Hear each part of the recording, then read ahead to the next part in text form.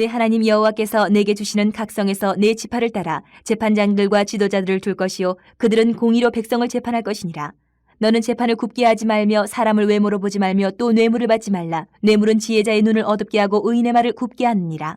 너는 마땅히 공의만을 따르라. 그리하면 내가 살겠고 내 하나님 여호와께서 내게 주시는 땅을 차지하리라. 내 하나님 여호와를 위하여 쌓은 제단 곁에 어떤 나무로든지 아세라 상을 세우지 말며 자기를 위하여 주상을 세우지 말라. 내 하나님 여호와께서 미워하시느니라. 흠이나 악질이 있는 소와 양은 아무것도 내 하나님 여호와께 드리지 말지니 이는 내 하나님 여호와께 가증한 것이 됨이니라. 내 하나님 여호와께서 내게 주시는 어느 성 중에서든지 너희 가운데 어떤 남자나 여자가 내 하나님 여호와의 목전에 악을 행하여 그 언약을 어기고 가서 다른 신들을 섬겨 그것에게 절하며 내가 명령하지 아니한 이를 성신에게 절한다 하자. 그것이 내게 알려지므로 내가 듣거든 자세히 조사해 볼지니 만일 그 일과 말이 확실하여 이스라엘 중에 이런 가증한 일을 행함이 있으면 너는 그 악을 행한 남자나 여자를 내 성문을 끌어내고 그 남자나 여자를 돌로 쳐 죽이되 죽일 자를 2사람이나 3사람의 증언으로 죽일 것이요 한 사람의 증언으로는 죽이지 말 것이며 이런 자를 죽이기 위하여는 증인이 먼저 그에게 손을 댄 후에 뭇 백성이 손을 댈지니라. 너는 이와 같이 하여 너희 중에서 악을 제할지니라. 내 성중에서 서로 피를 흘렸거나 다투었거나 구타하였거나 서로 간에 고소하여 내가 판결하기 어려운 일이 생기거든 너는 일어나 내 하나님 여호와께서 택하실 곳으로 올라가서 레위 사람 제사장과 당시 재판장에게 나아가서 물으라. 그리하면 그들이 어떻게 판결할지를 내게 가르치리니 여호와께서 택하신 곳에서 그들이 내게 보이는 판결의 뜻대로 내가 행하되 그들이 내게 가르치는 대로 삼가 행할 것이니 곧 그들이 내게 가르치는 율법의 뜻대로 그들이 내게 말하는 판결대로 행할 것이요 그들이 내게 보이는 판결을 어겨 좌로나 우로나 치우치지 말 것이니라. 사람이 만일 무법하게 행하고 내 하나님 여호와 앞에 서서 섬기는 제사장이나 재판장에게 듣지 아니하거든 그 사람을 죽여 이스라엘 중에서 악을 제하여 버리라. 그리하면 온 백성이 듣고 두려워하여 다시는 무법하게 행하지 아니하리라. 여러분, 우리는 누구를 아니면 또 무엇을 가장 사랑하고 있습니까? 한번 생각해 보세요. 배우자를 사랑하는지, 자녀들을 사랑하는지, 아니면은 돈을 사랑하는지. 그러면 성경은 또 누구를 사랑하고 누구를 의지하라고 할까? 오늘 본문을 통해서 우리가 가장 사랑해야 될 대상이 누구고 그 이유가 뭔지를 우리가 한번 찾아봐야 하겠습니다. 먼저 오늘 16장 18절부터 22절 말씀을 보면 재판장, 제사장, 왕, 예언자 이런 이스라엘의 지도자들에 관해서 교훈하고 있는 이 명령의 말씀이 담겨져 있어요. 이스라엘은 우리가 잘 알다시피 하나님이 애굽에서 구원해내셔서 하나님의 백성으로 선택을 해서 삼은 민족이에요. 그렇기 때문에 이스라엘의 지도자가 된다. 제사장이 됐든 왕이 됐든 선지자가 됐든 이스라엘의 지도자가 된다라는 것은 하나님의 백성을 이끄는 지도자가 되는 거예요. 그렇기 때문에 먼저 이 지도자는 이스라엘의 지도자는 하나님 앞에 하나님 말씀 앞에 먼저 자기가 순종을 해야 돼요. 먼저 순종을 하고 그리고 나서 하나님의 말씀을 따라서 백성들을 이끌어가요. 그것이 하나님 나라 백성, 하나님 나라 이스라엘의 지도자예요. 먼저 하나님 말씀에 순종하고 그 다음에 그 말씀을 따라서 백성들을 인도하고. 그래서 오늘 이 16장 마지막 부분을 보면 이 지도자들이 백성을 이끌 때나 아니면 또 어떤 일이 있어서 재판을 할 때 주의할 점들을 설명을 가르쳐 주고 있어요. 정의를 왜곡하지 말아라. 편파적으로 판단하지 말아라. 뇌물을 받으면 안 된다. 어떤 일에든지 정의롭게 행해야 한다. 이렇게 얘기를 했어요. 거기다가 덧붙여서 가장 중요한 것 하나는 가나안 사람들의 우상 종교를 그냥 놔두지 말고 완전히 없애라. 진멸해라. 이것이 이 이스라엘 백성들을 다스리고 있는 이스라엘의 지도자들에게 하나님께서 모세를 통해서 해주신 명령이에요. 그리고 이스라엘의 지도자들에게 예루살렘 그 성전에 우상을 절대 세우지 못하도록 또 명령하셨어요. 이것은 그 이유를 살펴보면 하나님과 가나안의 우상을 막 이렇게 섞여서 혼합시켜서 무언가 잘못된 우상 숭배를 하지 못하도록 사전에 아예 탁 단칼에 자르신 거예요. 철저하게. 이 말씀을 오늘 우리에게 적용을 시켜보면 성도는, 그리스도인은 교회에서나 밖으로 나가서 자신의 가정에서나 일터에서나 어디서든지 정의로워야 돼요. 정의를 왜곡하면 안 돼요. 그리스도인은. 그리고 누구를 대하든지 뭐 가난한 자든지 부자든지 못 배운 사람이든지 배운 사람이든지 어린아이든지 어른이든지 편파적으로 대하면 안 돼요. 그리고 뇌물을 받아서는 안 돼요. 무엇보다 하나님의 말씀에 의지해서 살아가야 돼요. 세속적인 어떤 모습을 따라가서는 안 된다. 그리고 17장 넘어오면서 1절부터 7절 말씀을 보면 한마디로 딱 이거예요. 하나님만 사랑하라. 모세는 먼저 하나님께 제사 드릴 때 금 있는 제물을 드리면 안 된다라고 경고를 하고, 금 있는 제물을 드리면 안 되는 이유가 뭐냐? 그것은 하나님 앞에서 가증한 제물이기 때문에 드리면 안 된다. 흠이 없는 제물을 가지고 하나님을 섬겨야 된다.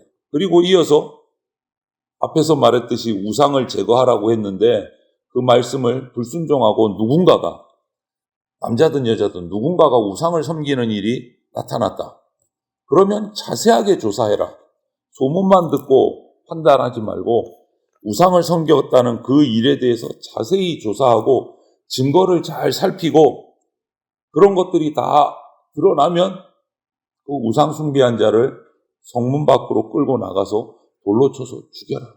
왜 이렇게 가장 중요한 사형, 그 생명을 거두는 벌을 줄까? 우상 숭배에 대해서. 그냥 경고하고 엄중히 경고하고 아니면 뭔가 정말 심한 벌을 줘서 못하게 하면 될 것도 같은데 왜 우상 숭배에 대해서는 죽이라고까지 명령하셨을까? 그것은 아주 중한 죄예요. 십계명을 주셨어요. 이스라엘 백성에게. 가나안 땅에 들어가기 전에 시내산에서 십계명을 주셨는데 십계명의 제1계명이 뭡니까? 하나님 외에 다른 신을 섬기지 마라. 위로든지 아래든지 물 아래든지 어떤 형상도 만들지 말아라. 이것을 어긴 거예요. 첫 계명을. 가장 중요한 첫 계명. 그래서 가장 중한 벌을 명령하셨어요.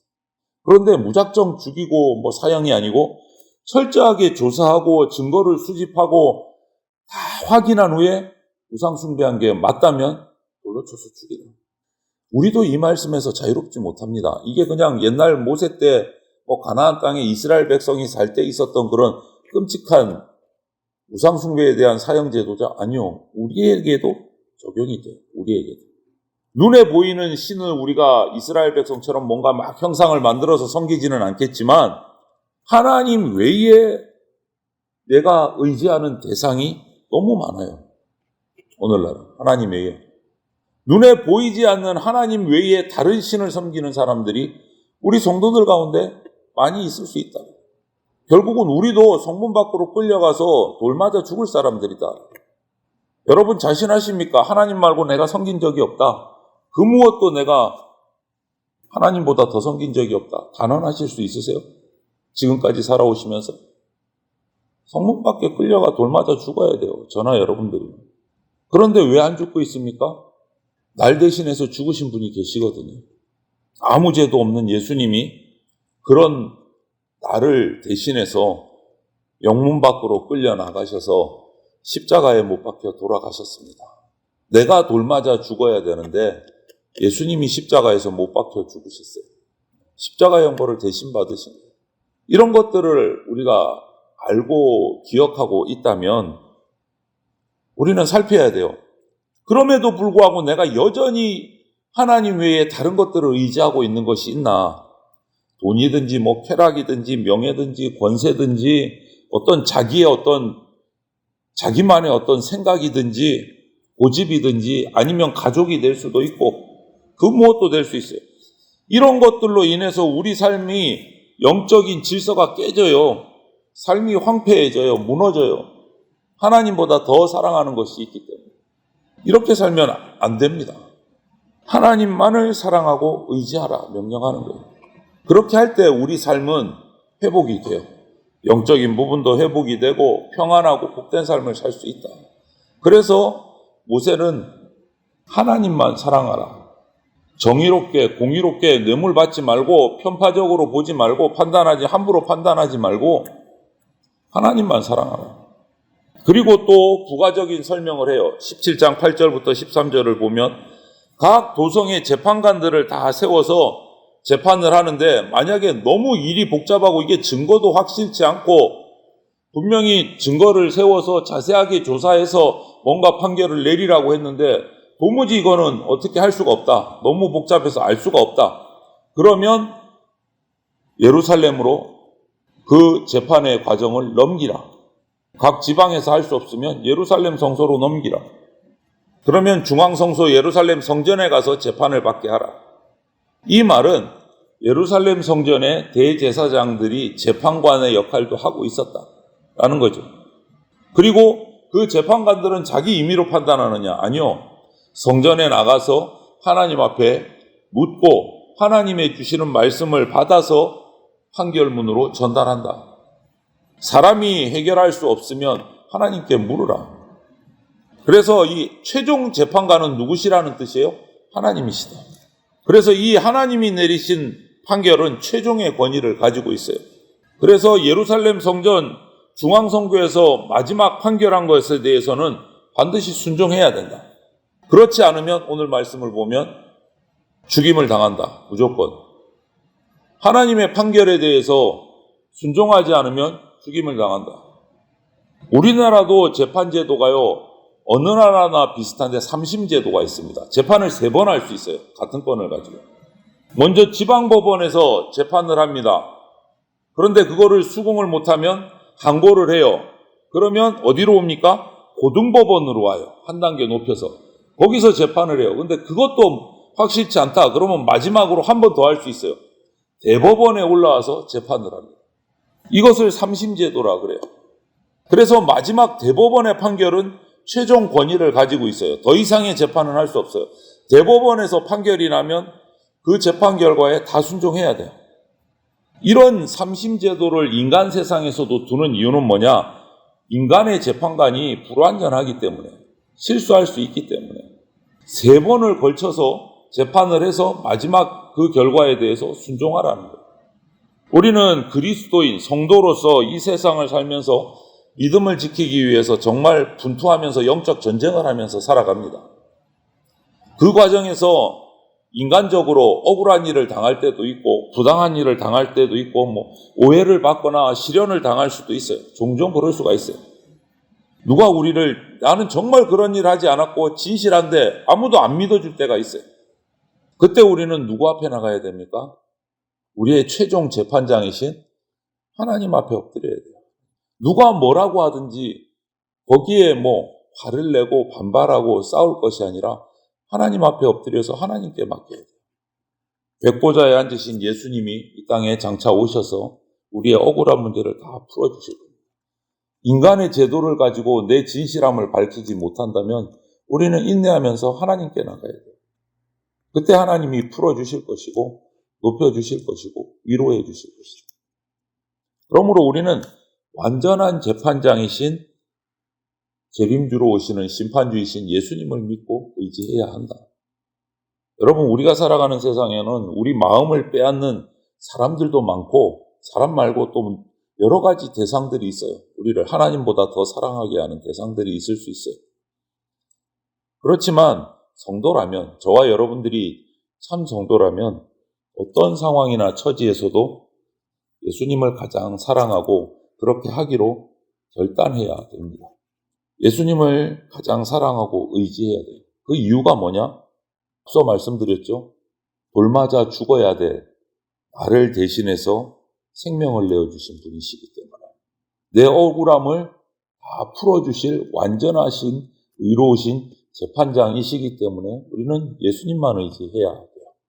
그래서 평생을 우리가 주님만 사랑하기로 결단하고 의지하기로 결단하고 그렇게 살아가는 복된 성도들이 다 되시기를 주님의 이름으로 축원을 드립니다. 아멘.